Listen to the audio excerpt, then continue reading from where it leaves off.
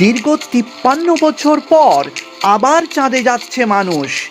এই ইতিহাস আবারও রচনা করতে যাচ্ছে আমেরিকা।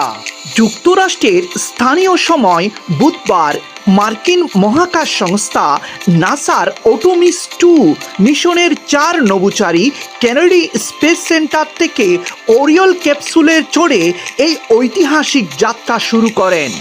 আর্টেমিস 2 মিশনের ৪ নভোচারী হলেন Reid Wiseman, Victor Glover, Christina Koch, Jeremy Hansen.